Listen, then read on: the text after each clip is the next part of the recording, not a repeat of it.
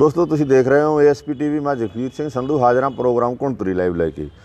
ਸੋ ਅੱਜ ਆਪਾਂ ਗੱਲਬਾਤ ਕਰਾਂਗੇ। ਕਹਿੰਦੇ ਆ ਵੀ ਪੰਜਾਬ ਦੇ ਵਿੱਚ ਤੀਸਰਾ ਬਦਲ ਹੈ ਜਿਹੜਾ ਉਹ ਕਿਉਂ ਨਹੀਂ ਉਸਰ ਪਾਇਆ ਹੈ। ਪਿਛਲੇ ਲੰਮੇ ਸਮੇਂ ਤੋਂ ਤੀਸਰਾ ਬਦਲ ਕਿਉਂ ਨਹੀਂ ਉਸਰਿਆ। ਹਾਲਾਂਕਿ ਤੀਸਰਾ ਬਦਲ ਲੋਕਾਂ ਨੇ ਚੁਣਿਆ ਪਰ ਉਹ ਤੀਸਰਾ ਬਦਲ ਕਾਮਯਾਬ ਨਹੀਂ ਹੋਇਆ। ਪੁਰਾਣੀ ਗੱਲ ਅੱਜ ਪੁਰਾਣੇ ਇਤਿਹਾਸ ਦੇ ਵਿੱਚੋਂ ਤੁਹਾਡੇ ਨਾਲ ਕੁਝ ਗੱਲਾਂ ਸਾਂਝੀਆਂ ਕਰਨੀਆਂ ਚਾਹਾਂਗੇ। ਗੱਲ ਕਰਾਂਗੇ ਅੱਜ ਆਪਾਂ ਉਸ ਦੌਰ ਦੀ ਜਦੋਂ ਪੰਜਾਬ ਦੇ ਵਿੱਚ ਕਹਿ ਸਕਦੇ ਹਾਂ ਵੀ ਇੱਕ ਤਰ੍ਹਾਂ ਦੇ ਨਾਲ ਉਸ ਸਮੇਂ ਖਾੜਕੂਆਂ ਦਾ ਰਾਜ ਸੀ ਪੰਜਾਬ ਦੇ ਵਿੱਚ, ਪੰਜਾਬ ਦੀ ਇਸ ਧਰਤੀ ਦੇ ਉੱਪਰ। ਅਤੇ ਉਸ ਸਮੇਂ ਜਿਹੜੀ ਇਲੈਕਸ਼ਨ ਹੋਈ ਸੀ ਲੋਕ ਸਭਾ ਚੋਣਾਂ ਦੀ 1999 ਦੇ ਵਿੱਚ, ਤਾਂ ਉਹ ਬਹੁਤ ਵੱਡਾ ਫਤਵਾ ਜਿਹੜਾ ਉਸ ਸਮੇਂ ਜਿਹਨੂੰ ਅਸੀਂ ਕਹਿ ਸਕਦੇ ਹਾਂ ਗਰਮ ਖਿਆਲੀ ਸਿੱਖਾਂ ਨੂੰ ਦਿੱਤਾ ਸੀਗਾ। ਇੱਕ ਤਰ੍ਹਾਂ ਨਾਲ ਕਹਿ ਸਕਦੇ ਹਾਂ ਵੀ ਜਿਹੜਾ ਤੀਸਰਾ ਬਦਲ ਹੈ ਅਕਾਲੀ ਦਲ ਤੋਂ ਵੀ ਵੱਖਰੀ ਤੌਰ ਦੇ ਉੱਪਰ ਆ ਕੇ ਜਿਹੜੇ ਆਜ਼ਾਦ ਸਿੱਖ ਰਾਜ ਦੇ ਹਾਮੀ ਲੋਕ ਸੀਗੇ ਉਹਨਾਂ ਨੂੰ ਪੰਜਾਬ ਦੇ ਲੋਕਾਂ ਨੇ ਚੁਣਿਆ ਸੀਗਾ। ਉਸ ਪੂਰੇ ਵਰਤਾਰੇ ਦੀ ਗੱਲਬਾਤ ਅੱਜ ਆਪਾਂ ਕਰਾਂਗੇ। ਉਸ ਸਮੇਂ ਜਿਹੜਾ ਕਿ ਸੰਗਰੂਰ ਲੋਕ ਸਭਾ ਹਲਕੇ ਤੋਂ ਮੈਂਬਰ ਪਾਰਲੀਮੈਂਟ ਚੁਣੇ ਗਏ ਸੀ ਰਾਜਦੇਵ ਸਿੰਘ ਖਾਲਸਾ ਜੀ, ਉਹ ਸਾਡੇ ਨਾਲ ਨੇ ਅੱਜ। ਸਭ ਤੋਂ ਪਹਿਲਾਂ ਉਹਨਾਂ ਦਾ ਕਰਦੇ ਹਾਂ ਸਵਾਗਤ। ਤੁਹਾਡਾ ਬਹੁਤ ਬਹੁਤ ਸਵਾਗਤ ਹੈ ਜੀ। ਵਾਹਿਗੁਰੂ ਜੀ ਕਾ ਖਾਲਸਾ ਵਾਹਿਗੁਰੂ ਜੀ ਕੀ ਫਤਿਹ। ਖਾਲਸਾ ਜੀ, ਚੱਲੀਏ ਆਪਾਂ 1999 ਦੇ ਵਿੱਚ ਜਾਂਦੇ ਹਾਂ। ਜਦੋਂ ਉਸ ਤੋਂ ਪਹਿਲਾਂ ਦਾ ਜਿਹੜਾ ਸੀਗਾ ਮਾਹੌਲ ਕਿਸ ਤਰ੍ਹਾਂ ਬਣਿਆ ਜਦੋਂ ਤੁਹਾਡੀ ਚੋਣ ਹੁੰਦੀ ਹੈ, ਤਾਂ ਜਿਸ ਤਰ੍ਹਾਂ ਆਪਾਂ ਮੈਂ ਜ਼ਿਕਰ ਕੀਤਾ ਵੀ ਤੀਸਰਾ ਬਦਲ ਹੈ ਜਿਹੜਾ ਉਹ ਇੱਕ ਨਵੇਂ ਬਦਲ ਦੇ ਤੌਰ ਦੇ ਉੱਪਰ ਜਿਹੜਾ ਤੁਹਾਡਾ ਗਰੁੱਪ ਸਾਹਮਣੇ ਆਇਆ ਸੀਗਾ, ਪਹਿਲਾਂ ਉਹਦੇ ਵਿਸਥਾਰ 'ਚ ਦੱਸੋ ਥੋੜ੍ਹਾ ਜਿਹਾ ਵੀ ਕਿਸ ਤਰ੍ਹਾਂ ਉਹ ਮਤਲਬ। ਦੇਖੋ 1999 ਦੇ ਵਿੱਚ ਮੈਂ ਇਹ ਸਮਝਦਾ ਹਾਂ ਕਿ ਪਹਿਲੇ ਵਾਰੀ ਜੀ ਜਦ ਸ਼੍ਰੋਮਣੀ ਅਕਾਲੀ ਦਲ ਕਾਇਮ ਹੋਇਆ ਜਾਂ ਪੰਜਾਬ ਦੀ ਰਾਜਨੀਤੀ ਚੱਲੀ ਹੈ, ਭਾਵੇਂ ਇਹ 1935 'ਚ 1940 'ਚ 45 ਦੀਆਂ ਚੋਣਾਂ ਹੋਣ ਜੋ ਅੰਗਰੇਜ਼ ਸਾਮਰਾਜ ਦੇ ਵੇਲੇ ਸੀ, ਜਾਂ ਉਸ ਦੇ ਪਿੱਛੋਂ ਜਿਹੜੀ ਇਹ 1947 ਦੇ ਪਿੱਛੋਂ ਇਹ ਹਿੰਦੁਸਤਾਨ ਦਾ ਸੰਵਿਧਾਨ ਲਾਗੂ ਹੋਇਆ ਤੇ ਉਸ ਦੇ ਪਿੱਛੋਂ ਸੀ, ਤਾਂ ਸਿੱਖਾਂ ਨੂੰ ਇੱਕ ਵਾਹਦ ਨੇਤਾ ਬਾਬਾ ਜੋਗਿੰਦਰ ਸਿੰਘ ਮਿਲਿਆ ਜੀ। ਬਾਬਾ ਜੋਗਿੰਦਰ ਸਿੰਘ ਬੇਸ਼ੱਕ ਉਹਨਾਂ ਨੇ ਦੁਨਿਆਵੀ ਦੁਨੀਆ ਹਾਸਲ ਜਾਂ ਵਿੱਦਿਆ ਜਿਹੜੀ ਸੀ ਤਾਲੀਮ ਸੀ ਉਹ ਹਾਸਲ ਨਹੀਂ ਕੀਤੀ ਸੀ, ਪਰੰਤੂ ਉਹ ਜਿਹੜੇ ਸੀ ਬਹੁਤ ਇਸ ਬਾਰੇ ਸਿਆਸਤ ਬਾਰੇ ਬ੍ਰਹਮ ਗਿਆਨੀ ਸੀ ਜੀ। ਸਿੱਖਾਂ ਦੇ ਵਿੱਚ ਉਹਨਾਂ ਦੀ ਐਸੀ ਛਵੀ ਬਣੀ, ਖਾਲਸਾ ਪੰਥ ਵਿੱਚ ਐਸੀ ਛਵੀ ਬਣੀ ਕਿਉਂਕਿ ਉਹ ਇਮਾਨਦਾਰ, ਧਾਰਮਿਕ ਅਤੇ ਰਾਜਨੀਤਿਕ ਤਿੰਨਾਂ ਦਾ ਸੁਮੇਲ ਸੀ। ਇਮਾਨਦਾਰੀ ਦੇ ਵਿੱਚ ਵੀ ਉਹ ਬੜੇ ਪੱਕੇ ਸੀ, ਪ੍ਰਤੱਖ ਸੀ, ਉਹ ਰਾਜਨੀਤੀ 'ਚ ਵੀ ਬੜੇ ਪ੍ਰਤੱਖ ਸੀ, ਅਤੇ ਉਹ ਜਿਹੜੇ ਧਾਰਮਿਕ ਵੀ ਵਿੱਦਿਅਕ ਤੌਰ 'ਤੇ ਉਹ ਬੜੇ ਪ੍ਰਤੱਖ ਸੀ। ਉਹਨਾਂ ਨੂੰ ਹਰੇਕ ਬਾਣੀ ਦਾ, ਹਰੇਕ ਥਾਂ ਦਾ, ਹਰੇਕ ਇਤਿਹਾਸ ਦਾ ਗਿਆਨ ਸੀ ਜੀ। ਉਸ ਸਮੇਂ ਉਹਨਾਂ ਨੇ ਇੱਕ ਐਸੀ ਏਕਤਾ ਪੈਦਾ ਕਰਤੀ।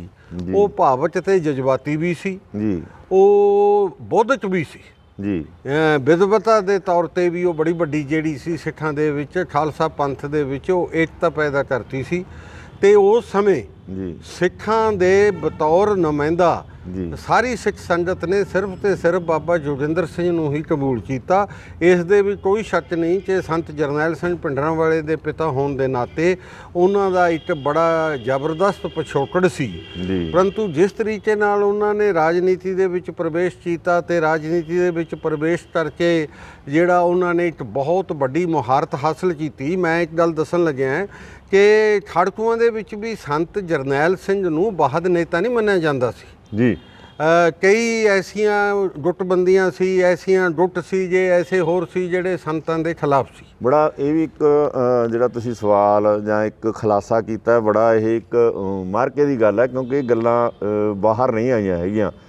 ਬਹੁਤ ਜ਼ਿਆਦਾ ਮਤਲਬ ਬਹੁਤਾ ਇਸ ਗੱਲ ਦਾ ਪ੍ਰਚਾਰ ਨਹੀਂ ਹੋਇਆ। ਕਿਹਾ ਇਹ ਵੀ ਜਾਂਦਾ ਵੀ ਜਦੋਂ ਸੰਤ ਦਰਬਾਰ ਸਾਹਿਬ ਕੰਪਲੈਕਸ ਦੇ ਵਿੱਚ ਸੀ 1984 ਤੋਂ ਪਹਿਲਾਂ ਦੀ ਗੱਲ ਕਰਦੇ ਹਾਂ, ਤਾਂ ਉਦੋਂ ਵੀ ਜਿਹੜੇ ਬੱਬਰ ਖਾਲਸਾ ਬੱਬਰਾਂ ਦਾ ਉਹਨਾਂ ਨਾਲ ਤਾਲਮੇਲ ਹੈ ਨਹੀਂ ਸੀਗਾ। ਇਹ ਗੱਲ ਕਿੰਨੀ ਕੁ ਸੱਚ ਹੈਗੀ? ਦੇਖੋ ਪੂਰੀ ਤਰ੍ਹਾਂ ਨਾਲ ਸੱਚ ਹੈ। ਸੁਖਦੇਵ ਸਿੰਘ ਬੱਬਰ ਸੀ ਉਹ ਅਖੰਡ ਕੀਰਤਨੀ ਜਥੇ ਦੇ ਨਾਲ ਸੀ ਜੀ। ਅਖੰਡ ਕੀਰਤਨੀ ਜਥਾ ਜਿਹੜਾ ਹੈ ਉਹ ਭਾਈ ਸਾਹਿਬ ਭਾਈ ਰਣਧੀਰ ਸਿੰਘ ਨੇ ਕਾਇਮ ਕੀਤਾ ਸੀ ਜੀ, ਅਤੇ ਬੜੀ ਉਹਨਾਂ ਨੇ ਸੇਵਾ ਕੀਤੀ ਹੈ ਸਿੱਖ ਪੰਥ ਦੀ। ਭਾਈ ਸਾਹਿਬ ਭਾਈ ਰਣਧੀਰ ਸਿੰਘ ਨੇ ਵੀ ਕੀਤੀ ਹੈ। ਉਹਨਾਂ ਤੋਂ ਬਾਅਦ ਅਖੰਡ ਕੀਰਤਨੀ ਜਥਾ ਵੀ ਜਿਹੜਾ ਹੈਗਾ ਉਹ ਸਿੱਖੀ ਦੇ ਨਾਲ ਵਫਾਦਾਰ ਰਿਹਾ। ਸਿੱਖੀ ਬਾਣੀ ਦਾ, ਬਾਣੇ ਦਾ, ਗੁਰਬਾਣੀ ਦਾ ਉਹਨਾਂ ਨੇ ਬਹੁਤ ਪ੍ਰਚਾਰ ਕੀਤਾ ਹੈ। ਕੋਈ ਉਹਨਾਂ 'ਤੇ ਉਂਗਲੀ ਨਹੀਂ ਉੱਠ ਸਕਦੀ, ਪਰੰਤੂ ਇਹ ਮਤਭੇਦ ਜਿਹੜੇ ਸੀ ਉਹ ਸੰਤ ਹਰਚੰਦ ਸਿੰਘ ਲੌਂਗੋਵਾਲ ਨਾਲ ਸੀਗੇ, ਜਿਹੜੇ ਅਖੰਡ ਕੀਰਤਨੀ ਜਥੇ ਵਾਲੇ ਸੀ ਤੇ ਸੰਤ ਜਰਨੈਲ ਸਿੰਘ ਭਿੰਡਰਾਂ ਵਾਲੇ ਦੀ ਆਪਦੀ ਅੱਡ ਨੀਤੀ ਸੀ ਤੇ ਉਸ ਕਰਕੇ ਇਹਨਾਂ ਦਾ ਵਿਗਾੜ ਪੈ ਗਿਆ ਸੀ। ਸੰਤ ਜੀ ਦੀਆਂ ਜਿਹੜੀਆਂ ਟੇਪਾਂ ਉਹਨਾਂ 'ਚ ਵੀ ਜ਼ਿਕਰ ਆਉਂਦਾ ਇਸ ਵਿਗਾੜ ਦਾ ਔਰ ਵੱਡੀ ਪੱਧਰ ਤੇ ਇਸ ਵਿਗਾੜ ਦਾ ਜ਼ਿਕਰ ਆਉਂਦਾ ਹੈ। ਤੇ ਜੇ ਆਪਾਂ ਇਸ ਤੋਂ ਵੱਖਾ ਮੀਚ ਲਈਏ ਕਿ ਕੋਈ ਇਹੋ ਜਿਹਾ ਰੌਲਾ ਰੱਪਾ ਨਹੀਂ ਸੀ, ਸਾਰੇ ਇਕੱਠੇ ਸੀ, ਸਾਰੇ ਹੋਰ ਸੀ, ਇਹ ਗੱਲ ਬਿਲਕੁਲ ਗਲਤ ਹੋਊ। ਜਦੋਂ ਉਹਨਾਂ ਨੇ ਅਕਾਲ ਤਖਤ ਤੇ ਆਏ ਉਹ ਇਸ ਧੜੇਬੰਦੀ ਕਰਕੇ ਅਕਾਲ ਤਖਤ ਤੇ ਆਏ ਸੀ, ਨਾ ਕੋਈ ਪੁਲਿਸ ਦੇ ਡਰ ਕਰਕੇ ਆਏ ਸੀ। ਸੰਤ ਜਰਨੈਲ ਸਿੰਘ ਪਹਿਲਾਂ ਗੁਰੂ ਨਾਨਕ ਦੇਵ ਨਿਵਾਸ 'ਚ ਸੀ, ਉਸ ਤੋਂ ਪਹਿਲਾਂ ਗੁਰੂ ਰਾਮਦਾਸ ਲੰਗਰ ਦੀ ਛੱਤ ਤੇ ਬਹਿੰਦੇ ਹੁੰਦੇ, ਤਾਂ ਉਹ ਇੱਥੇ ਪਹੁੰਚਣ ਦਾ ਹੀ ਸੀ ਕਿ ਇਹ ਕਦੇ ਆਪਸ ਦੇ ਵਿੱਚ ਲੜਾਈ ਦਾ ਅਖਾੜਾ ਨਾ ਬਣ ਜਾਵੇ।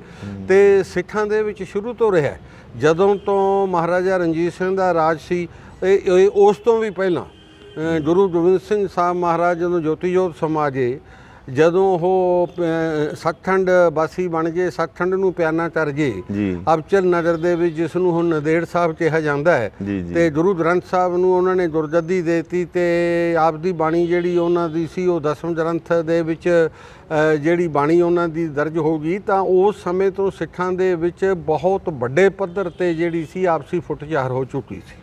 ਜਿਹੜੀ ਬਾਬਾ ਬੰਦਾ ਸਿੰਘ ਬਹਾਦਰ ਦੇ ਮਤਲਬ ਉਦੋਂ ਆ ਕੇ ਉਹ ਪ੍ਰਤੱਖ ਰੂਪ ਦੇ ਵਿੱਚ ਸਾਹਮਣੇ ਆ ਜਾਂਦੀ ਹੈ। ਹਾਂ, ਬਾਬਾ ਬੰਦਾ ਸਿੰਘ ਬਹਾਦਰ ਵੇਲੇ ਵੀ ਭਾਈ ਵਿਨੋਦ ਸਿੰਘ ਨਾਲ ਜਿਹੜੇ ਭਾਈ ਵਿਨੋਦ ਸਿੰਘ ਵੀ ਉਹਨਾਂ ਪੰਜਾਂ ਪਿਆਰਿਆਂ 'ਚ ਸੀ ਜਿਨ੍ਹਾਂ ਨੂੰ ਗੁਰੂ ਗੋਬਿੰਦ ਸਿੰਘ ਸਾਹਿਬ ਨੇ ਉਸ ਸਮੇਂ ਭੇਜਿਆ ਸੀ। ਤੇ ਭਾਈ ਵਿਨੋਦ ਸਿੰਘ ਦੀ ਵੀ ਬਹੁਤ ਵੱਡੀ ਜਿਹੜਾ ਸੀ ਉਹ ਦਰਜਾ ਸੀ, ਸ਼ਖਸੀਅਤ ਸੀ। ਉਹਨਾਂ ਦੇ ਨਾਲ ਫੁੱਟ ਲੋਹਗੜ੍ਹ ਦੇ ਕਿਲੇ ਦੇ ਵਿੱਚ ਉਹ ਸਪਸ਼ਟ ਹੈ, ਸਾਰਿਆਂ ਦੇ ਸਾਹਮਣੇ ਹੈ।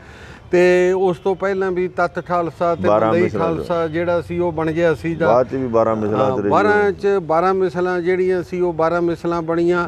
ਤੇ ਅਹਿਮਦ ਸ਼ਾਹ ਅਬਦਾਲੀ ਵੇਲੇ ਜਿੱਥੇ ਮਹਾਨ ਕੁਰਬਾਨੀ ਹੋਈ, ਉੱਥੇ ਬਾਬਾ ਆਲਾ ਸਿੰਘ ਦੇ ਇਤਿਹਾਸ ਦੇ ਵਿੱਚ ਹੈ ਕਿ ਇੱਕ ਸੰਧੀ ਹੋ ਗਈ ਸੀ। ਉਹ ਸੰਧੀ ਨੂੰ ਕਿਸ ਰੂਪ ਨਾਲ ਦੇਖਿਆ ਜਾ ਸਕਦਾ, ਉਹ ਅੱਡ ਅੱਡ ਰੂਪ ਨਾਲ ਵੀ ਦੇਖਿਆ ਜਾ ਸਕਦਾ, ਪਰੰਤੂ ਫੁੱਟ ਜਿਹੜੀ ਸੀ ਉਹ ਜੱਜ ਜ਼ਾਹਰ ਹੋ ਗਈ ਸੀ।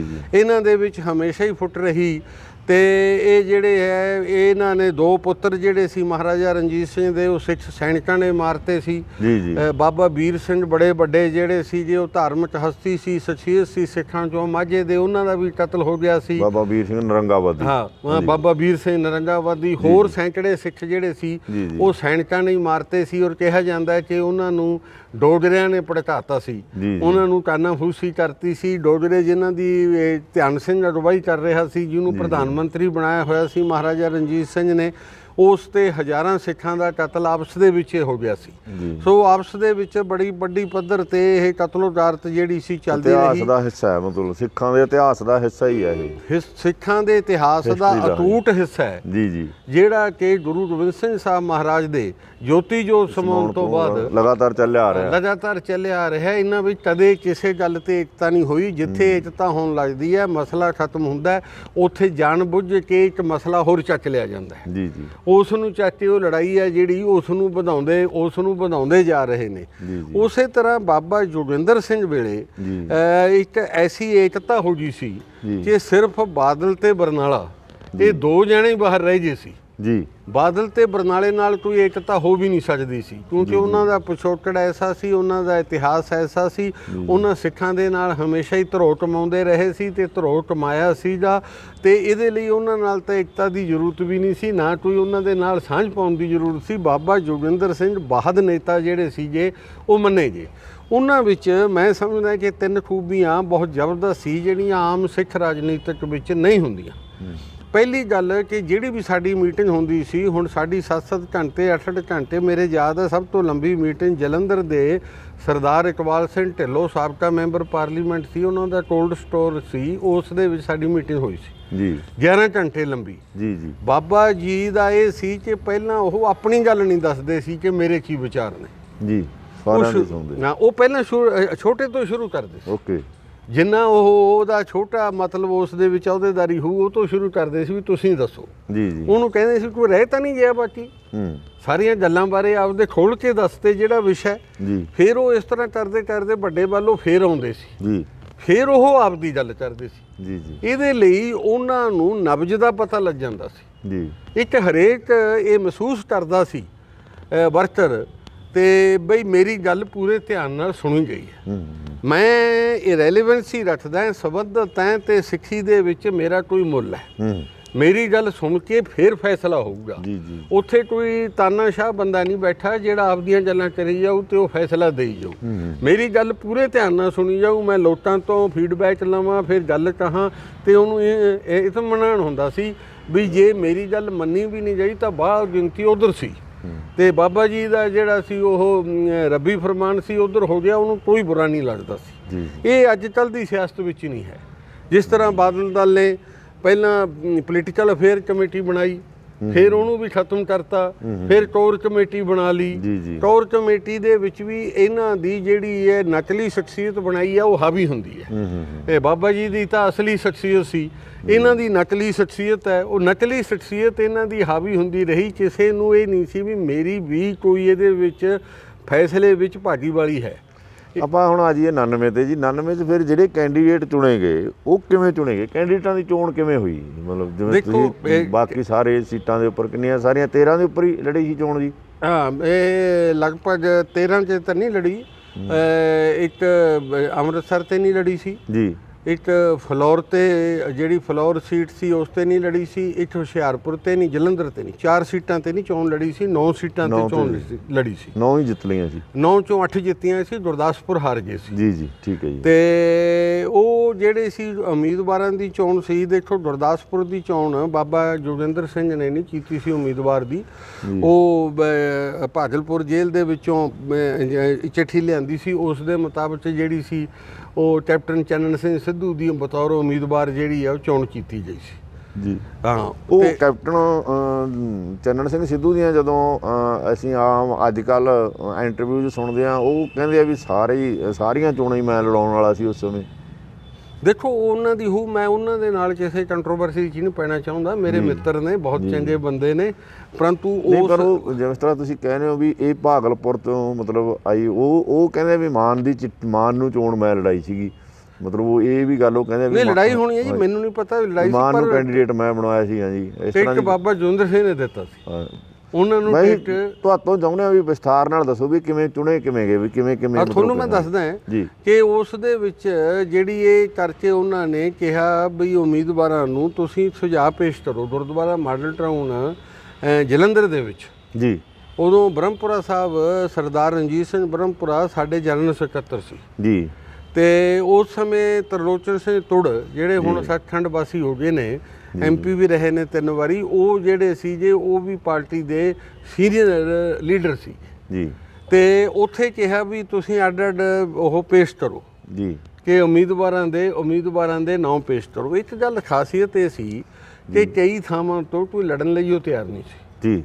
ਉੱਥੇ ਬਾਹਲੀ ਚੋਣ ਦਾ ਪ੍ਰਸ਼ਨ ਨਹੀਂ ਸੀ ਜੀ, ਬਈ ਆਪਾਂ ਇਹਨੂੰ ਚੁਣਨਾ, ਆਪਾਂ ਇਹਨੂੰ ਚੁਣਨਾ। ਉੱਥੇ 2 ਜਣਿਆਂ ਦੇ ਵਿੱਚ ਰੌਲਾ, ਜਿਸ ਤਰ੍ਹਾਂ ਕਿ ਹੁਣ ਸੰਗਰੂਰ ਹੈ, ਬਹੁਤੇ ਕੈਂਡੀਡੇਟ ਹੈ ਹੀ ਨਹੀਂ ਸੀਗੇ। ਹਾਂ, ਬਹੁਤੇ ਕੈਂਡੀਡੇਟ ਸੀ ਉਹ ਨਹੀਂ ਜੀ। ਸੰਗਰੂਰ ਦੇ ਵਿੱਚ ਸਿਵਾਏ ਮੇਰੇ ਤੋਂ ਕੋਈ ਉਮੀਦਵਾਰ ਨਹੀਂ ਸੀ ਜੀ। ਪਰੰਤੂ ਬਾਬਾ ਜੀ ਦੀ ਰਾਏ ਸੀ ਕਿ ਭਾਈ ਵੀਰ ਸਿੰਘ ਨੂੰ ਪੁੱਛਿਆ ਸੀ, ਜਿਹੜੇ ਜਨਰਲ ਸਕੱਤਰ ਸੀ ਸ਼੍ਰੋਮਣੀ ਗੁਰਦੁਆਰਾ ਪ੍ਰਬੰਧਕ ਕਮੇਟੀ ਵਾਲੇ, ਉਹ ਮੀਟਿੰਗ 'ਚ ਵੀ ਹਾਜ਼ਰ ਸੀ ਜੀ, ਵੀ ਉਹ ਜਲੰਧਰ ਤੋਂ ਚੋਣ ਲੜਨ ਜੀ। ਉਹ ਜਲੰਧਰ ਦੇ ਰਹਿਣ ਵਾਲੇ ਨੇ ਜੀ ਜੀ। ਉਹਨਾਂ ਨੇ ਜਵਾਬ ਦਿੱਤਾ ਵੀ ਮੈਂ ਨਹੀਂ ਲੜ ਸਕਦਾ ਜੀ, ਮੈਂ ਚੋਣ ਇੱਥੇ ਲੜਨੀ ਨਹੀਂ ਚਾਹੁੰਦਾ। ਉੱਥੋਂ ਇੰਦਰ ਕੁਮਾਰ ਗੁਜਰਾਲ ਜਿਹੜਾ ਸੀ ਉਹ ਜਨਤਾ ਦਲ ਦਾ ਉਮੀਦਵਾਰ ਸੀ ਜੀ, ਜਿਹਨੂੰ ਬਾਦਲ ਦੀ ਹਮਾਇਤ ਹਾਸਲ ਸੀ ਜੀ। ਉੱਥੇ ਗੱਲ ਇਹ ਸੀ ਕਿ ਫਿਰ ਇੰਦਰ ਕੁਮਾਰ ਗੁਜਰਾਲ ਜਿੱਤ ਜੂ ਜੀ, ਤੇ ਉਹ ਵੱਡੀ ਪਦਵੀ ਤੇ ਵੀ ਪਹੁੰਚ ਸਕਦਾ, ਕਿਉਂਕਿ ਉਹਦੀ ਦੇਸ਼ ਦੇ ਵਿੱਚ ਜਿਹੜੀ ਸੀ ਇੱਕ ਤਕੜੀ ਸ਼ਖਸੀਅਤ ਮੰਨੀ ਜਾਂਦੀ ਸੀ ਹਾਂਜੀ। ਤੇ ਉਸ ਦੇ ਲਈ ਫਿਰ ਬਾਬਾ ਜੀ ਨੇ ਮੈਨੂੰ ਕਿਹਾ ਕਿ ਬਈ ਤੁਹਾਨੂੰ ਅਸੀਂ ਹੁਕਮ ਦੇ ਦਿੰਦੇ ਆ 5 ਪਿਆਰਿਆਂ ਵੱਲੋਂ, ਜੇ ਤੁਸੀਂ ਜਲੰਧਰ ਤੋਂ ਖੜੇ ਹੋ ਜੀ, ਤੁਹਾਨੂੰ ਮੈਂ ਸੀਟਾਂ ਦੇ ਵੇਰਵਾ ਦੱਸਾਂ ਹਾਂਜੀ। ਮੈਂ ਕਿਹਾ ਜੀ ਜਿਸ ਤਰ੍ਹਾਂ ਤੁਹਾਡਾ ਹੁਕਮ ਹੈ ਮੈਂ ਤਿਆਰ ਹਾਂ ਜੀ। ਤੇ ਉੱਥੇ ਫਿਰ ਰਣਜੀਤ ਸਿੰਘ ਬ੍ਰਹਮਪੁਰਾ ਨੇ, ਸਰਦਾਰ ਰਣਜੀਤ ਸਿੰਘ ਬ੍ਰਹਮਪੁਰਾ ਨੇ, ਕੈਪਟਨ ਹਰਚਰਨ ਸਿੰਘ ਅਰੋੜੇ ਨੇ, ਤਰਲੋਚਨ ਸਿੰਘ ਤੁੜ ਨੇ, ਜਥੇਦਾਰ ਉਜਾਗਰ ਸਿੰਘ ਸੇਖਵਾਂ ਨੇ, ਇਹ ਜਿਹੜੇ ਉਸ ਸਮੇਂ ਦੇ ਸਾਡੇ ਲੀਡਰ ਸੀ ਜੇ, ਇਹਨਾਂ ਨੇ ਉੱਥੇ ਕਿਹਾ ਬਈ ਜੀ ਇਹ ਦੇਖੋ ਗੱਲ ਇਹ ਆ, ਫਿਰ ਸੰਗਰੂਰ ਤੋਂ ਕਿਹਨੂੰ ਦੇਵੋਗੇ? ਇਹ ਤਾਂ ਜਲੰਧਰ ਤੋਂ ਖੜੇ ਹੋ ਜਾਣਗੇ, ਸੰਗਰੂਰ ਤੋਂ ਫਿਰ ਕਿਹਨੂੰ ਦੇਵਾਂਗੇ ਜੀ? ਜਲੰਧਰ 'ਚ ਤਾਂ ਇਹਨਾਂ ਦਾ ਠੀਕ ਹੈ, ਪੰਜਾਬ 'ਚ ਤਾਂ ਭਾਵੇਂ ਜਾਣੇ ਜਾਂਦੇ ਆ ਇਹ ਸਾਰੇ ਵਿੱਚ, ਪਰ ਉੱਥੇ ਇਹਨਾਂ ਦਾ ਆਪਦਾ ਆਧਾਰ ਹੈ ਜਿਹੜਾ ਸੰਗਰੂਰ ਦੇ ਵਿੱਚ ਉੱਥੋਂ ਦੇ ਰਹਿਣ ਵਾਲੇ ਨੇ ਹਾਂਜੀ। ਤੇ ਉੱਥੇ ਉਹ ਫਿਰ ਕਹਿਣ ਲੱਗੇ ਬਈ ਜੀ ਸੁਖਵਿੰਦਰ ਸਿੰਘ ਭੱਟੀ ਨੂੰ ਜੀ ਟਿਕਟ ਦਿੱਤਾ ਜਾਵੇ। ਉਹ ਮੇਰੇ ਸਰਦਾਰ ਸੁਖਵਿੰਦਰ ਸਿੰਘ ਭੱਟੀ ਜਿਹੜੇ ਸੀ ਗੁਰਸਿੱਖ ਸੀ ਜੇ, ਮੇਰੇ ਜੂਨੀਅਰ ਸੀ ਜੇ, ਅਸਿਸਟੈਂਟ ਸੀ ਜੇ ਇਹਦੇ 'ਚ ਵਕਾਲਤ ਦੇ ਪੇਸ਼ੇ ਦੇ ਵਿੱਚ ਜੀ। ਮੈਂ ਕਿਹਾ ਠੀਕ ਹੈ ਜੀ ਉਹਨੂੰ ਦੇ ਦਿਓ ਜੀ, ਉਹਨਾਂ ਨੂੰ ਦੇ ਦਿਓ। ਪਰੰਤੂ ਉਹ ਜਿੰਨੀ ਵਰਕਿੰਗ ਕਮੇਟੀ ਵਾਲੇ ਸਾਰੇ ਬੋਲੇ, ਉਹਨਾਂ ਨੇ ਕਿਹਾ ਜੀ ਕਿ ਇਹਨਾਂ ਤੇ ਉਹਨਾਂ ਦਾ ਕੋਈ ਮੁਕਾਬਲਾ ਨਹੀਂ ਹੈ, ਜੇ ਅਸੀਂ ਉਹਨਾਂ ਨੂੰ ਟਿਕਟ ਦੇਤੀ ਉਹ ਇੰਨੇ ਜਾਣੇ ਮੰਨੇ ਨਹੀਂ ਜਾਂਦੇ, ਭਾਵੇਂ ਉਹ ਬੜਬੜ ਦੇ ਵਸਨੀਕ ਨੇ, ਉਹ ਬੜਬੜ ਦੇ ਰਹਿਣ ਵਾਲੇ ਨੇ, ਪਰ ਉਹ ਜਾਣੇ ਪ੍ਰਵਾਨ ਨਹੀਂ ਜਾਂਦੇ, ਇਹਦੇ ਲਈ ਟਿਕਟ ਇਹਨਾਂ ਨੂੰ ਦਿੱਤਾ ਜਾਓ, ਆਪਾਂ ਜਲੰਧਰ ਦਾ ਖਿਆਲ ਛੱਡ ਦਿਓ ਜੀ।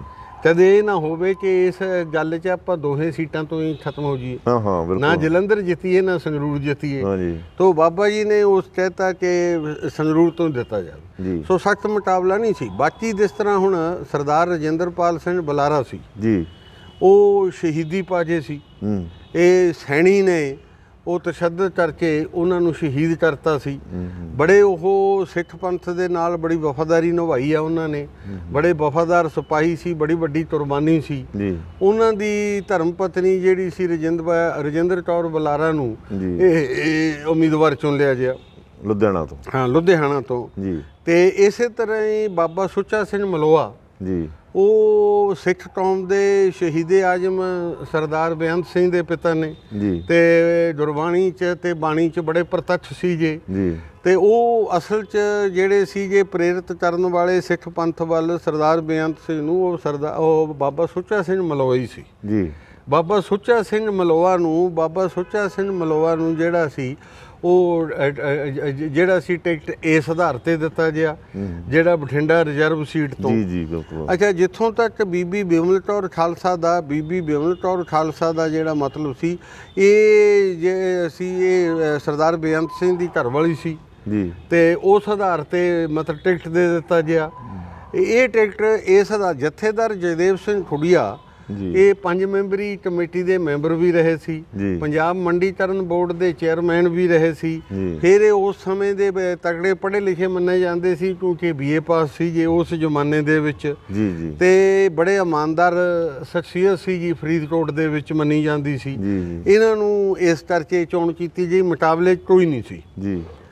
ਇਹ ਆਪਣਾ ਬੀਬੀ ਸੁਵਿੰਦਰ ਕੌਰ ਨੇ ਉਹ ਫਿਰੋਜ਼ਪੁਰ ਤੋਂ ਜਾਂ ਹੋਰ ਥਾਂ ਤੋਂ ਮੰਗਿਆ ਸੀ। ਉੱਥੇ ਜਿਹੜੇ ਆਪਣਾ ਧਿਆਨ ਸਿੰਘ ਮੰਡ ਹੈ, ਧਿਆਨ ਸਿੰਘ ਮੰਡ ਬਾਬਾ ਜੀ ਦੇ ਉਮੀਦਵਾਰ ਨਹੀਂ ਸੀ, ਇਹ ਪਾਰਟੀ ਵੱਲੋਂ ਅਨਾਉਂਸ ਨਹੀਂ ਕੀਤੇ ਗਏ ਸੀ, ਪਰ ਇਹਨਾਂ ਦੀ ਹਮਾਇਤ ਕੀਤੀ ਗਈ ਸੀ। ਓਕੇ ਓਕੇ, ਹਾਂ ਇਹ ਗੱਲ ਇੱਕ ਵੱਖਰੀ। ਹਾਂਜੀ ਹਾਂ, ਇਹ ਇਹਨਾਂ ਦੀ ਹੁਣ ਜਿਹੜੀ ਸੀ ਇਸ ਤਰ੍ਹਾਂ ਕੈਪਟਨ ਚਰਨ ਸਿੰਘ ਸਿੱਧੂ, ਕਿਉਂਕਿ ਸਭ ਤੋਂ ਤਕੜਾ ਜਿਹੜਾ ਸੀ ਉਹ ਗੁਰਦਾਸਪੁਰ ਸੀ ਜੀ।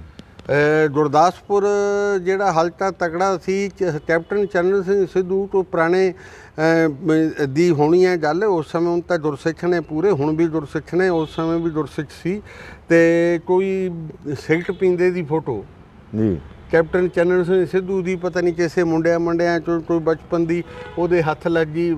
ਸੁਖਵੰਤ ਕੌਰ ਭਿੰਡਰ ਦੇ ਜਿਹੜੀ ਕਾਂਗਰਸ ਦੀ ਉਮੀਦਵਾਰ ਸੀ, ਉਹਨੇ 10 ਲੱਖ ਇਸ਼ਤਿਹਾਰ ਵੰਡੇ ਜੀ, ਇੱਕ ਤਾਨਾ ਮਾਰ ਕੇ ਕਿ ਸਿੱਖ ਪੰਥ ਜਿਹੜਾ ਹੈਗਾ ਉਹ ਸਿੱਖਾਂ ਵਾਲਿਆਂ ਨੂੰ ਵੋਟ ਪਾਊਗਾ, ਕਿ ਇੱਕ ਸਿੱਖ ਪੰਥ ਦੀ ਧੀ ਨੂੰ ਵੋਟ ਪਾਊਗਾ ਜੀ। ਉਹ ਇੱਕ ਜਜ਼ਬਾਤੀ ਤੇ ਚਰੀ ਸੀ। ਇੱਕ ਈਸਾਈ ਬਣਨ ਦੀ ਫੋਟੋ ਜਾਲੀ ਸੀ ਜਾਂ ਅਸਲੀ ਸੀ ਮੈਨੂੰ ਨਹੀਂ ਪਤਾ, ਕਿ ਉਹ ਈਸਾਈ ਬਣ ਰਹੇ ਨੇ। ਉਹ ਜਿਹੜਾ ਸੀਗਾ ਉਹ ਵੀ ਉੱਥੇ ਲੱਗ ਗਈ। ਉਸ ਦੇ ਕਰਕੇ ਜਿਹੜਾ ਗੁਰਦਾਸਪੁਰ ਸੀ ਸਭ ਤੋਂ ਤਗੜਾ ਹਲਕਾ ਸੀ, ਇਸ ਦੇ ਵਿੱਚੋਂ ਚੋਣ ਹਾਰ ਨਹੀਂ ਪਈ। ਜਿੱਥੇ ਵੀ ਮੈਂ 1-2 ਥਾਵਾਂ ਤੇ ਬਾਬਾ ਜੀ ਨਾਲ ਗਿਆ, ਉੱਥੇ ਤੇ ਸਾਨੂੰ ਦੋ ਬਹਿ ਕੇ ਕਿਹਾ ਗਿਆ। ਹਾਲਾਂਕਿ ਬਾਬਾ ਜੀ ਇੰਨੀ ਵੱਡੀ ਸ਼ਖਸੀਅਤ ਸੀ, ਉਹਨਾਂ ਦਾ ਮੇਰੀ ਤਾਂ ਕੋਈ ਸ਼ਖਸੀਅਤ ਨਹੀਂ ਸੀ, ਬਾਬਾ ਜੋਗਿੰਦਰ ਸਿੰਘ ਦੀ ਬੜੀ ਵੱਡੀ ਸ਼ਖਸੀਅਤ ਸੀ। ਉਹ ਕਹਿੰਦੇ ਜੀ ਇਹਨਾਂ ਦਾ ਜਵਾਬ ਦਿਓ, 2 ਚੀਜ਼ਾਂ ਦਾ ਜਵਾਬ ਦਿਓ ਜਿਹੜੇ ਆ ਇਸ਼ਤਿਹਾਰ ਲੱਗੇ ਨੇ। ਤੇ ਉਹ ਗੱਲਾਂ ਜਿਹੜੀਆਂ ਸੀ ਉੱਥੇ ਖਤਮ ਹੁੰਦੀਆਂ ਸੀ। ਫਿਰ ਬਾਬਾ ਜੀ ਕਹਿੰਦੇ ਵੀ ਆਪਾਂ ਗੁਰਦਾਸਪੁਰ ਨਹੀਂ ਜਾਂਦੇ, ਆਪਾਂ ਕੀ ਕਹਿੰਦੇ ਹੁੰਦੇ ਨੇ ਉੱਥੇ ਜਵਾਬ, ਜਦੋਂ ਮੈਨੂੰ ਪਤਾ ਹੀ ਨਹੀਂ ਮੈਂ ਕੀ ਜਵਾਬ ਦੇਵਾਂਗਾ, ਉਹ ਮੈਂ ਸੱਚੇ ਜਵਾਬ ਦੇਣੇ। ਮੈਨੂੰ ਇੱਥੇ ਕਿਹਾ ਗਿਆ ਸੀ ਕਿ ਉਸ ਸਮੇਂ ਬਾਬਾ ਜੋਗਿੰਦਰ ਸਿੰਘ ਜਿਹੜਾ ਇਹ ਅਕਾਲੀ ਦਲ ਸੀ, ਯੂਨਾਈਟਿਡ ਅਕਾਲੀ ਦਲ, ਤੇ ਇਹ ਸੁਲ੍ਹਾ ਹੋ ਗਈ ਸੀ ਬਹੁਜਨ ਸਮਾਜ ਪਾਰਟੀ ਨਾਲ ਜੀ।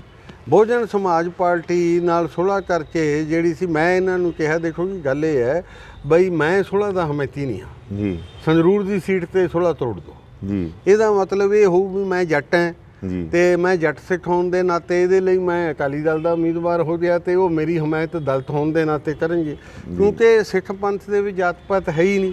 ਜੇ ਅਸੀਂ ਕਲਗੀਧਰ ਪਾਤਸ਼ਾਹ ਦੀ ਗੁਰੂ ਗੋਬਿੰਦ ਸਿੰਘ ਸਾਹਿਬ ਮਹਾਰਾਜ ਦੀ ਦਸੀ ਦਰਸਾਈ ਮਰਿਆਦਾ ਜਿਹੜੀ ਹੈਗੀ ਹੈ ਉਸ ਨੂੰ ਲਾਗੂ ਕਰਨਾ ਤਾਂ ਇਹ ਭੇਦਭਾਵ ਜਾਤੀ ਪ੍ਰਥਾ ਦਾ ਜਿਹੜਾ ਭੇਦਭਾਵ ਹੈ ਉਹ ਤੋਂ ਗੱਲ ਨਹੀਂ ਬਣਨੀ। ਇਸ ਲਈ ਮੈਨੂੰ ਇਹ ਬੜਾ ਮੁਸ਼ਕਲ ਹੋ ਜੂ ਕਿ ਬੋਲੇ ਕਿ ਇਸ ਦੇ ਵਿੱਚ ਵਾਹਿਗੁਰੂ ਜੀ ਕਾ ਖਾਲਸਾ ਤੇ ਵਾਹਿਗੁਰੂ ਜੀ ਕੀ ਫਤਿਹ ਤੋਂ ਸਿਵਾਏ ਇੱਕ ਹੋਰ ਵੀ ਫਤਿਹ ਬੁਲਾਈ ਜਾਵੇ। ਉਹ ਦੂਜੇ ਨੂੰ ਭਾਵੇਂ ਕਿੰਨੀ ਚੰਗੀ ਲੱਗੇ ਜਾਂ ਮਾੜੀ ਲੱਗੇ ਉਹ ਵੱਖਰੀ ਗੱਲ ਹੈ, ਅਸੀਂ ਦੋ ਫਤਿਹਾਂ ਬੁਲਾਈਏ।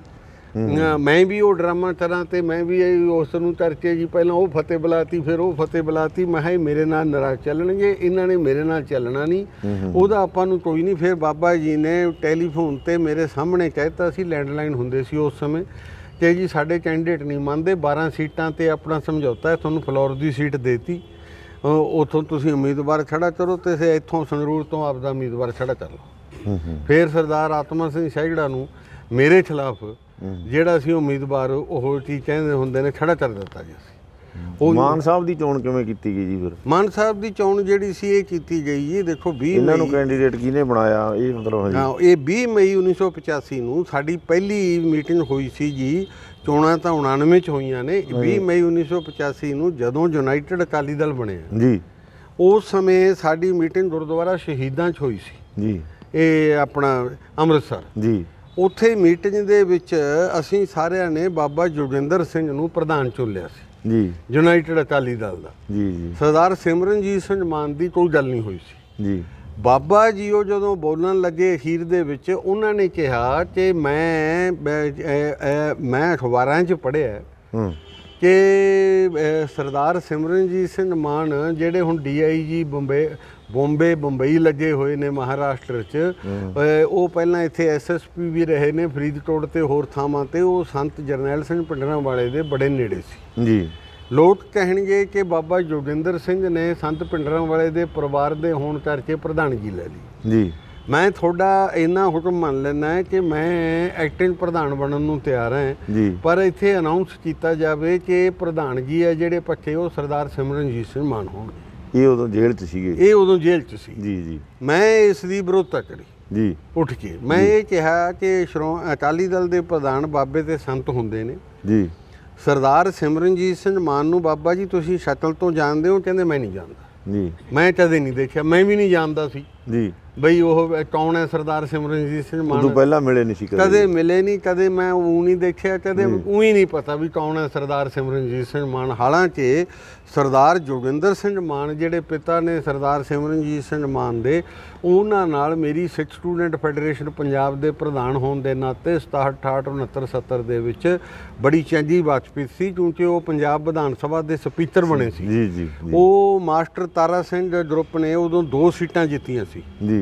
ਇੱਕ ਸਰਹੰਦ ਦੀ ਤੇ ਇੱਕ ਪਟਿਆਲੇ ਦੀ। ਜੀ। ਸਰਦਾਰਾ ਸਿੰਘ ਟੋਲੀ ਪਟਿਆਲੇ ਤੋਂ ਜਿੱਤੇ ਸੀ ਤੇ ਰਾਜਪੁਰਾ ਸਰਹੰਦ ਇੱਕ ਸੀਟ ਹੁੰਦੀ ਸੀ, ਇੱਥੋਂ ਸਰਦਾਰ ਜੋਗਿੰਦਰ ਸਿੰਘ ਮਾਨ ਜਿੱਤੇ ਸੀ। ਜੀ, ਜੀ। ਤੇ ਉਹਨਾਂ ਨੂੰ ਮੈਂ ਜਾਣਦਾ ਸੀ, ਇਹਨਾਂ ਨੂੰ ਨਾ ਮੈਂ ਦੇਖਿਆ ਸੀ ਨਾ ਬਾਬਾ ਜੀ ਨੇ। ਬਾਬਾ ਜੀ ਨੇ ਕਿਹਾ ਕਿ ਮੈਂ ਦੇਖਿਆ ਨਹੀਂ ਜੀ, ਮੈਂ ਪੜ੍ਹਿਆ ਜੀ, ਤੁਸੀਂ ਮੇਰੀ ਗੱਲ ਮੰਨੋ। ਮੈਂ ਕਿਹਾ ਜੀ ਮੈਨੂੰ ਰਜਿਸਟਰ ਦਿਓ, ਮੈਂ ਇਹ ਚਾਹੁੰਦਾ ਕਿ ਜੇ ਤੁਸੀਂ ਸਰਦਾਰ ਸਿਮਰਨਜੀਤ ਸਿੰਘ ਮਾਨ ਨੂੰ ਵਧੀਆ ਮੰਨੋਗੇ, ਜਦੋਂ ਜੇਲ੍ਹ ਤੋਂ ਬਾਹਰ ਆ ਜਾਣਗੇ ਤੁਸੀਂ ਉਹਨਾਂ ਨੂੰ ਮੁੱਖ ਮੰਤਰੀ ਪੰਜਾਬ ਬਣਾ ਦਿਓ, ਪਰ ਅਕਾਲੀ ਦਲ ਦਾ ਪ੍ਰਧਾਨ ਨਹੀਂ। ਮੈਂ ਇਸ ਦੇ ਖਿਲਾਫ ਜਿਹੜੀ ਗੱਲ ਹੈ ਵੀ ਪੁਲਿਸ ਅਫਸਰ ਜਿਹੜਾ ਹੈਗਾ ਉਹ ਕਿਸ ਤਰੀਕੇ ਨਾਲ ਉਹ ਟੈਕਲ ਕਰਦਾ, ਹੋਰੇ ਗੱਲਾਂ ਬੜੀਆਂ ਦੇਖਣ ਵਾਲੀਆਂ ਹੁੰਦੀਆਂ। ਬਿਲਕੁਲ ਬਿਲਕੁਲ। ਤੇ ਮੈਂ ਜੇ ਹੁਣ ਮੈਨੂੰ ਵੀ ਤੁਸੀਂ ਪ੍ਰਧਾਨ ਬਣਾਓ, ਮੈਨੂੰ ਪ੍ਰਧਾਨਗੀ ਜਿਹੜੀ ਆ ਉਹ ਕਬੂਲ ਨਹੀਂ ਹੈ। ਇਹ ਸੰਤ ਜਾਂ ਬਾਬੇ ਹੋਣਗੇ ਜੀ। ਹਾਂ, ਮੁੱਖ ਮੰਤਰੀ ਤੁਸੀਂ ਬਣਾ ਦਿਓ, ਜੇ ਠੀਕ ਲੱਗਿਆ ਉਹ ਤਾਂ ਤੁਸੀਂ ਦੇਖਣਾ ਫਿਰ ਮੁੱਖ ਮੰਤਰੀ ਕਿਹਨੂੰ ਬਣਾਉਣਾ। ਜੀ, ਜੀ। ਬਾਬਾ ਜੀ ਨੇ ਕਿਹਾ ਮੇਰੀ ਬੇਨਤੀ ਮੰਨੋ, ਹੋਰ ਮੈਂ ਅਖੀਰ ਤੱਕ ਨਹੀਂ ਉਹ ਗੱਲ ਮੰਨੀ। ਜੀ। ਉੱਥੇ ਇੱਕ ਰਜਿਸਟਰ ਮੈਨੂੰ ਦੇ ਦਿੱਤਾ ਗਿਆ, ਮੈਂ ਉਹਦੇ 'ਚ ਵਿਰੋਧਤਾ ਲਿਖਤੀ। ਜੀ, ਜੀ। ਬਈ ਜੀ ਹੁਣ ਜਦੋਂ ਅਸੀਂ ਉਹਨਾਂ ਨਾਲ ਕੰਮ ਹੀ ਨਹੀਂ ਕੀਤਾ, ਅਸੀਂ ਮਿਲੇ ਹੀ ਨਹੀਂ, ਅਸੀਂ ਗਏ ਹੀ ਨਹੀਂ, ਸਾਨੂੰ ਟਿਕਟ ਦੇਣ ਵਾਲੇ ਬਾਬਾ ਜੋਗਿੰਦਰ ਸਿੰਘ ਨੇ, ਤੇ ਫਿਰ ਉਹ ਉਹਨਾਂ ਨੂੰ ਪ੍ਰਧਾਨ ਬਣਾਉਣਾ ਤਾਂ ਗਲਤ ਹੋ ਗਈ, ਪਰ ਉਹ ਬਣਾਤਾ। ਜੀ ਜੀ ਉੱਥੇ ਜਿਹੜਾ ਹੈਗਾ ਉਹ 1985 ਦੇ ਵਿੱਚ ਹੀ ਮਤਲਬ ਇਹਨਾਂ ਨੂੰ ਪ੍ਰਧਾਨ ਚੁਣ ਲਿਆ 20 ਮਈ 1985 ਨੂੰ ਬਾਬਾ ਜੋਗਿੰਦਰ ਸਿੰਘ ਨੇ ਅਨਾਉਂਸ ਕਰਤਾ। ਚੁਣਨਾ ਕਿਸੇ ਨੇ ਨਹੀਂ ਸੀ ਹੋਰ। ਸੰਯੁਕਤ ਅਕਾਲੀ ਦਲ ਹੋਇਆ ਜਿਹੜਾ ਉਹਦਾ ਸੀਗਾ ਜੀ? ਹਾਂਜੀ, ਉਹਦਾ ਸੰਯੁਕਤ ਅਕਾਲੀ ਦਲ, ਸੰਯੁਕਤ ਅਕਾਲੀ ਦਲ। ਮੇਰੀ ਉਹ ਪਾਰਟੀ ਰਜਿਸਟਰਡ ਕਰਾਈ ਹੋਈ ਸੀ, ਉਹ ਬਾਬਾ ਜੀ ਉਹਦੇ ਪ੍ਰਧਾਨ ਸੀ। ਸਰਦਾਰ ਸਿਮਰਨਜੀਤ ਸਿੰਘ ਮਾਨ ਦਾ ਕਿਤੇ ਨਾਂ ਨਹੀਂ ਸੀ, ਕੁਛ ਨਹੀਂ ਸੀ। ਤੇ ਇਹ ਜਿਹੜੀ ਪਾਰਟੀ ਕਰਕੇ ਉਹਨਾਂ ਨੂੰ ਚੁਣ ਕੇ, ਤੇ ਚੁਣਨ ਦਾ ਮਤਲਬ ਬਸ ਉਹਨਾਂ ਨੂੰ ਬਣਾ ਦਿੱਤਾ ਜੀ। ਉਸ ਤੋਂ ਬਾਅਦ ਫਿਰ ਇਹ ਜਦੋਂ 1999 ਦੇ ਵਿੱਚ ਚੋਣ ਆਈ, ਉਹ ਬਾਬਾ ਜੀ ਨੇ ਕਿਹਾ ਉਸ ਮੀਟਿੰਗ ਦੇ ਵਿੱਚ ਜਿਹੜੀ ਮਾਡਲ ਟਾਊਨ ਗੁਰਦੁਆਰਾ ਸਾਹਿਬ ਜਲੰਧਰ 'ਚ ਹੋਈ, ਕਿ ਸਰਦਾਰ ਸਿਮਰਨਜੀਤ ਸਿੰਘ ਮਾਨ ਪ੍ਰਧਾਨ ਨੇ ਜੀ, ਇਹਨਾਂ ਨੂੰ ਵੀ ਆਪਾਂ ਟਿਕਟ ਦੇਣਾ ਜੀ। ਤੇ ਇਹਨਾਂ ਦਾ ਜਿਹੜਾ ਹੈਗਾ ਆਪਦਾ ਤਾਂ ਜਿਹੜਾ ਇਹਨਾਂ ਦਾ ਇਲਾਕਾ ਆਉਂਦਾ ਹੈ ਉਹ ਰੋਪੜ ਰਿਜ਼ਰਵ 'ਚ ਆਉਂਦਾ ਹੈ। ਉਸ ਸਮੇਂ ਰੋਪੜ ਰਿਜ਼ਰਵ 'ਚ ਆਉਂਦਾ ਹੈ, ਜਿਹੜੇ ਸਿੱਧੇ ਹੈ। ਤੇ ਇਹ ਜਿਹੜਾ ਪਟਿਆਲੇ 'ਚ ਵੀ ਆਉਂਦਾ, ਦੋਹਾਂ 'ਚ ਆਉਂਦਾ ਜੀ। ਪਟਿਆਲਾ ਸੀਟ ਤੋਂ ਵੀ ਆਪਾਂ ਦੇ ਸਕਦੇ ਹਾਂ, ਰੋਪੜ ਤੋਂ ਆਪਾਂ ਦੇ ਨਹੀਂ ਸਕਦੇ ਜੀ। ਤਾਂ ਇਹ ਸਰਦਾਰ ਰਣਜੀਤ ਸਿੰਘ ਬ੍ਰਹਮਪੁਰਾ ਤੇ ਸਰਦਾਰ ਤਰਲੋਚਨ ਸਿੰਘ ਤੁੜ, ਇਹ 2 ਜਣੇ, ਤੇ ਮਨਮੋਹਨ ਸਿੰਘ ਸਠਿਆਲਾ ਜੀ, ਇਹ 3 ਜਣੇ ਜਿਹੜੇ ਸੀ, ਇਹ 3 ਜਣਿਆਂ ਨੇ ਗੱਲ ਇਹ ਕਹੀ ਵੀ ਇੱਥੋਂ ਸਰਦਾਰ ਸਿਮਰਨਜੀਤ ਸਿੰਘ ਮਾਨ ਨੂੰ ਟਿਕਟ ਦਿਓ, ਤਰਨ ਤਾਰਨ ਤੋਂ। ਫਿਰ ਅਤਿੰਦਰਪਾਲ ਸਿੰਘ ਖਾਲਸਾ ਕਿਵੇਂ ਹੈ ਜੀ? ਖਾਲਸਤਾਨੀ ਹੈ ਜਿਹੜੀ, ਉਹਨਾਂ ਨੂੰ ਵੀ ਟਿਕਟ ਦਿੱਤੀ ਗਈ ਸੀ ਉਹਦੀ? ਉਹ ਟਿਕਟ ਜਿਹੜੀ ਸੀ ਜੀ, ਉਸ ਐਲਾਨ ਹੋ ਗਿਆ ਜੀ। ਤੇ ਇਹਦਾ ਤੇ ਬਾਬਾ ਜੀ ਨੇ ਸਿੱਧੀ ਟਿਕਟ ਨਹੀਂ ਦਿੱਤੀ, ਪਰ ਮੰਨ ਲਈ ਗਈ ਸੀ ਜੀ ਬਈ ਪਟਿਆਲੇ ਤੋਂ ਅਤਿੰਦਰਪਾਲ ਸਿੰਘ ਨੂੰ ਜਿਹੜੀ ਹੈ ਟਿਕਟ ਦੇ, ਕਿਉਂਕਿ ਇਹਨਾਂ ਨੂੰ ਤਰਨ ਤਾਰਨ ਬਦਲਤਾ। ਓਕੇ, ਮਾਨ ਸਾਹਿਬ ਨੂੰ ਤਰਨ ਤਾਰਨ ਲੈ ਗਏ ਤੇ ਅਤਿੰਦਰਪਾਲ ਸਿੰਘ ਨੂੰ ਮਤਲਬ ਜਿਹੜੀ ਟਿਕਟ ਸੀਗੀ ਇੱਥੋਂ ਦੇਤੀ ਉਦੋਂ। ਇਹਨਾਂ ਦੀ ਸਹਿਮਤੀ ਪਹਿਲੇ ਨਹੀਂ ਬਣਦੀ ਸੀ। ਸਰਦਾਰ ਅਤਿੰਦਰਪਾਲ ਸਿੰਘ ਵੀ ਉਸ ਸਮੇਂ ਜੇਲ੍ਹ 'ਚ ਸੀ ਜੀ, ਤੇ ਸਰਦਾਰ ਸਿਮਰਨਜੀਤ ਸਿੰਘ ਮਾਨ ਵੀ ਜੇਲ੍ਹ ਦੇ ਵਿੱਚ ਸੀ ਜੀ। ਤੇ ਇਹ ਜਿਹੜੀ ਸੀ ਸਹਿਮਤੀ ਬਣਾ ਕੇ ਇਹ ਟਿਕਟ ਸਰਦਾਰ ਸਿਮਰਨਜੀਤ ਸਿੰਘ ਮਾਨ ਦੀ ਬਾਬਾ ਜੋਗਿੰਦਰ ਸਿੰਘ ਨੇ ਦਿੱਤੀ ਸੀ ਜੀ। ਉਸ ਸਮੇਂ ਮੈਂ ਤੁਹਾਡੇ ਹੀ ਇਹ ਜਾਣਕਾਰੀ ਲੈ ਲਿਆ ਦਾਂ ਕਿ 2 ਬਣ ਗਏ ਸੀ ਜੀ ਅਕਾਲੀ ਦਲ 99 ਜੀ। ਹਾਂ, 99 ਚੋਣਾਂ ਤੋਂ ਪਹਿਲਾਂ ਹੀ। ਹਾਂ, ਚੋਣਾਂ ਤੋਂ ਪਹਿਲਾਂ ਜੀ। ਇੱਧਰੋਂ ਬਾਬਾ ਜੋਗਿੰਦਰ ਸਿੰਘ ਜਿਹੜੇ ਸੀ ਸਾਡੇ ਚੁਣੇ ਹੋਏ ਪ੍ਰਧਾਨ ਸੀ ਜੀ। ਉਧਰਲੇ ਪਾਸਿਓਂ ਸੰਤ ਅਜੀਤ ਸਿੰਘ ਪਰਿਵਾਰ ਵਿਛੋੜਾ ਜੀ, ਉਹਨਾਂ ਨੇ ਸੁੱਚਾ ਸਿੰਘ ਛੋਟੇਪੁਰ ਜਿਹੜੇ ਪਿੱਛੋਂ ਆਮ ਆਦਮੀ ਪਾਰਟੀ 'ਚ ਆ ਗਏ ਜੀ। ਇਹਨਾਂ ਨੇ ਹੋਰ ਸਰਦਾਰ ਸੁੱਚਾ ਸਿੰਘ ਛੋਟੇਪੁਰ ਤੇ ਹੋਰਾਂ ਨੇ ਮੀਟਿੰਗ ਕਰਕੇ, ਇੱਕ ਸਰਦਾਰ ਚਰਨਜੀਤ ਸਿੰਘ ਬਾਲੀਆ ਸੀ ਸਾਬਕਾ MP ਪਟਿਆਲੇ ਤੋਂ, ਇਹ ਕੁਝ ਬੰਦਿਆਂ ਨੇ ਉੱਥੇ ਇੱਕ ਮੀਟਿੰਗ ਕਰਕੇ ਜਿਹੜਾ ਸੀ ਇਹ ਕਹਿਤਾ ਕਿ ਸੰਤ ਪਰਿਵਾਰ ਵਿਛੋੜਾ ਜਿਹੜੇ ਨੇ ਉਹ ਸਰਦਾਰ ਸਿਮਰਨਜੀਤ ਸਿੰਘ ਮਾਨ ਨੇ ਉਹਨਾਂ ਨੂੰ ਅਧਿਕਾਰਤ ਕਰਤਾ ਜੀ, ਬਾਬਾ ਜੀ ਦੀ ਜਗ੍ਹਾ। ਹਾਂ, ਬਾਬਾ ਜੀ ਦੀ ਜਗ੍ਹਾ। ਓਕੇ ਨਾ, ਬਾਬਾ ਜੀ ਦੀ ਜਗ੍ਹਾ ਸੰਤ ਪਰਿਵਾਰ ਵਿਛੋੜਾ ਨੂੰ ਆਧਾਰਿਤ ਕਰਤਾ, ਤੇ ਸੰਤ ਪਰਿਵਾਰ ਵਿਛੋੜਾ ਜਿਹੜੇ ਅਧਿਕਾਰਤ ਹੋ ਗਏ, ਇਹਦੇ ਲਈ ਉਹ ਟਿਕਟਾਂ ਦੀ ਵੰਡ ਕਰਨਗੇ।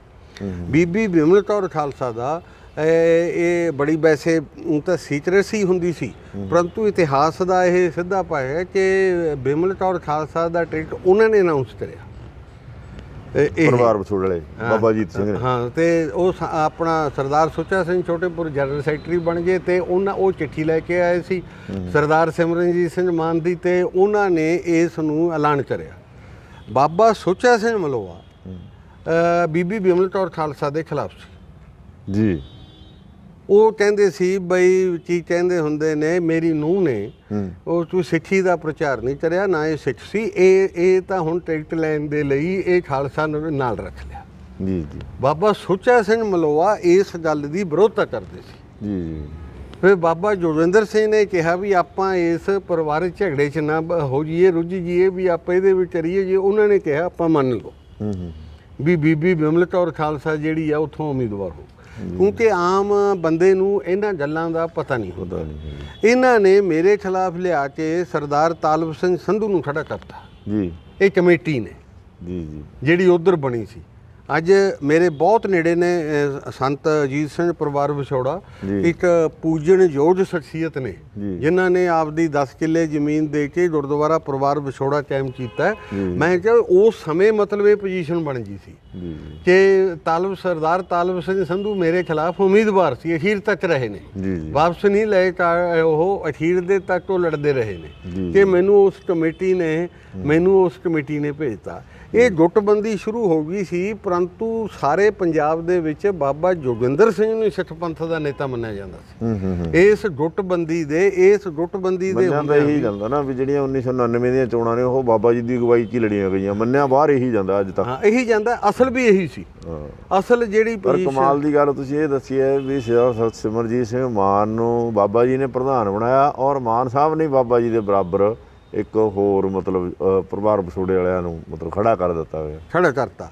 ਅੱਛਾ, ਮੈਨੂੰ ਵੀ ਮੇਰੇ ਕੋਲੇ ਆਪਣਾ ਇਹ ਜਥੇਦਾਰ ਜਸਵੀਰ ਸਿੰਘ ਰੋਡੇ ਜੀ, ਜਦੋਂ ਮੈਂ ਖੜਾ ਹੋ ਗਿਆ ਜੀ, ਤੇ ਜਦੋਂ ਖੜਾ ਹੋ ਗਿਆ ਤਾਂ ਇਹ ਮੇਰੇ ਕੋਲੇ ਆਏ ਜੀ, ਇਹ ਮੈਨੂੰ ਕਹਿੰਦੇ ਤੁਹਾਡੇ ਨਾਲ ਖਾਸ ਗੱਲ ਕਰਨੀ ਹੈ। ਮੈਂ ਕਿਹਾ ਚਲੋ ਜੀ। ਜੀ, ਕਮਰੇ 'ਚ ਬਿਠਾ ਕੇ ਕਹਿਣ ਲੱਗੇ ਵੀ ਸਾਡਾ ਸਮਝੌਤਾ ਹੋ ਗਿਆ ਜੀ, ਬਾਦਲ ਅਕਾਲੀ ਦਲ ਨਾਲ। ਜੀ, ਉਹਦੇ ਮੁਤਾਬਕ ਜਿਹੜਾ ਹੈਗਾ ਬਾਬਾ ਸੁੱਚਾ ਸਿੰਘ ਮਲੋਆ ਦੇ ਹੱਕ ਦੇ ਵਿੱਚ ਗੁਰਦੇਵ ਸਿੰਘ, ਸਰਦਾਰ ਗੁਰਦੇਵ ਸਿੰਘ ਬਾਦਲ ਉਮੀਦਵਾਰ ਸੀ ਬਾਦਲ ਦਲ ਦੇ, ਉਹ ਕੱਲ੍ਹ ਨੂੰ ਬੈਠਣ ਦਾ ਐਲਾਨ ਕਰਨਗੇ।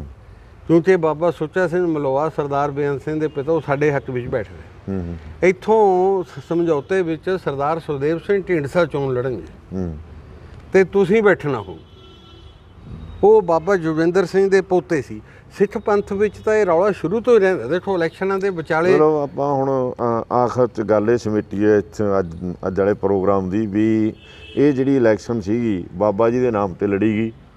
ਸਾਰੇ ਕੈਂਡੀਡੇਟ ਚਾਹੇ ਉਹ ਮਤਲਬ ਫੁੱਟ ਹੈ ਜਿਹੜੀ ਇਹ ਇਲੈਕਸ਼ਨ ਤੋਂ ਪਹਿਲਾਂ ਹੀ ਪੈ ਗਈ ਸੀ ਤੇ ਇਹਦੇ ਵਿੱਚ ਮਤਲਬ ਜਿਹੜਾ ਤੁਹਾਡੇ ਵਿਰੋਧ ਦੇ ਵਿੱਚ ਕਹਿ ਦਈਏ ਜਾਂ ਸਾਰੇ ਪੰਜਾਬ ਦੇ ਵਿੱਚ ਹੀ ਜਿਹੜਾ ਬਰਨਾਲਾ ਗਰੁੱਪ ਨੇ ਅੱਡ ਕੈਂਡੀਡੇਟ ਖੜੇ ਕੀਤੇ ਸੀ, ਮਾਨ ਨੇ, ਇਹਨਾਂ ਨੇ ਬਾਦਲ ਨੇ ਅੱਡ ਕੀਤੇ ਸੀ ਜਾਂ ਇੱਕ ਨਹੀਂ ਜੀ ਅੱਡ ਚਿਹਰੇ ਸੀ। ਬਾਦਲ ਨੇ ਖੜੇ ਸੀ ਤੀਰ ਕਮਾਨ ਤੇ, ਬਾਦਲ ਦੇ ਤੀਰ ਕਮਾਨ ਤੇ ਸੀ, ਬਰਨਾਲਾ ਗਰੁੱਪ ਤੱਕੜੀ ਤੇ ਸੀ। ਹਾਂਜੀ, ਹਾਂਜੀ। ਜਦੋਂ ਤੁਹਾਡੇ ਕੋਲੇ ਉਸ ਸਮੇਂ ਜਿਹੜਾ ਸਾਂਝਾ ਜਿਹਾ ਸੀਗਾ ਉਹ ਸੀ ਸ਼ਾਇਦ ਬਾਜ ਦਾ ਨਿਸ਼ਾਨ, ਉਹ ਮੇਰੀ ਚੋਇਸ ਸੀ। ਜੀ, ਜੀ, ਮੇਰੀ ਚੋਇਸ ਸੀ ਉਹ। ਜੀ, ਜੀ, ਉਹ ਜਿਹੜਾ ਨਿਸ਼ਾਨ ਸੀਗਾ ਉਹ ਤਕਰੀਬਨ ਸਾਰੇ ਕੈਂਡੀਡੇਟ ਉਸੇ ਤੇ ਲੜੇ। ਨਹੀਂ ਜੀ, ਸਰਦਾਰ ਸਿਮਰਨਜੀਤ ਸਿੰਘ ਮਾਨ ਸ਼ੇਰ ਤੇ ਲੜੇ ਸੀ। ਉਹ ਸ਼ੇਰ ਤੇ ਲੜੇ ਸੀ। ਹਾਂ, ਸ਼ੇਰ ਤੇ ਲੜੇ ਸੀ। ਜੀ, ਜੀ, ਬਾਜ ਤੇ ਨਹੀਂ ਸਾਰੇ ਲੜੇ। ਤੇ ਬਠਿੰਡੇ ਵਾਲੀ ਸੀਟ ਵੀ ਬਾਜ ਤੇ ਲੜੀ ਗਈ ਸੀ। ਹਾਂ, ਬਠਿੰਡੇ ਵਾਲੀ ਲੜੀ ਗਈ ਸੀ। ਜੀ, ਜੀ, ਜੀ। ਜਦੋਂ ਜਥੇਦਾਰ ਜਸਵੀਰ ਸਿੰਘ ਰੋਡੇ ਆ ਗਏ, ਜੀ, ਮੈਂ ਉਹਨਾਂ ਨੂੰ ਕਹਿਤਾ ਵੀ ਸਿੰਘ ਸਾਹਿਬ ਤੁਸੀਂ ਅਕਾਲ ਤਖਤ ਦੇ ਜਥੇਦਾਰ ਹੋ।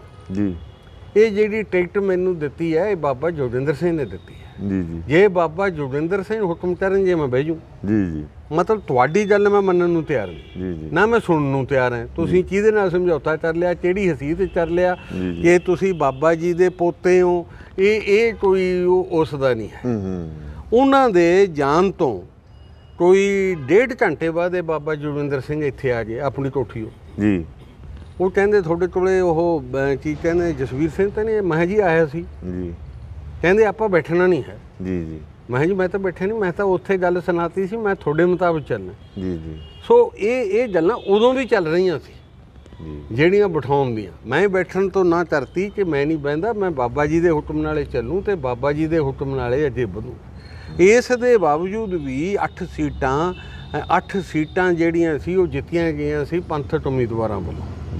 ਜਿਹੜੇ ਸੁਖਮੰਤ ਕੌਰ ਭਿੰਡਰ ਕਾਂਗਰਸ ਦੀ ਗੁਰਦਾਸਪੁਰ ਤੋਂ ਜਿੱਤ ਗਈ ਤੇ ਉਹ ਜਿਹੜਾ ਸੀਗਾ ਆਪਣਾ ਬਲਵੀਰ ਸਿੰਘ ਸੈਣੀ ਦਾ ਲੜਕਾ ਕਮਲ, ਉਹ ਹੁਸ਼ਿਆਰਪੁਰ ਤੋਂ ਜਿੱਤ ਗਿਆ। ਤੇ ਇੰਦਰ ਕੁਮਾਰ ਗੁਜਰਾਲ ਜਲੰਧਰ ਤੋਂ ਜਿੱਤ ਗਿਆ। ਤੇ ਸਰਦਾਰ ਕਿਰਪਾਲ ਸਿੰਘ ਜਨਤਾ ਦਲ ਦੇ ਉਮੀਦਵਾਰ ਦੇ ਤੌਰ ਤੇ ਅੰਮ੍ਰਿਤਸਰ ਤੋਂ ਜਿੱਤ ਗਏ। ਤੇ ਫਲੌਰ ਰਿਜ਼ਰਵ ਸੀਟ ਤੋਂ ਸਰਦਾਰ ਹਰਭਜਨ ਸਿੰਘ ਲਾਠਾ ਉਸ ਸਮੇਂ ਇਹ ਉਮੀਦਵਾਰ ਸੀ ਜੇ ਬਹੁਜਨ ਸਮਾਜ ਪਾਰਟੀ ਦੇ, ਉਹ ਜਿੱਤ ਗਏ ਬੜੇ ਥੋੜ੍ਹੇ ਅੰਤਰ ਨਾਲ।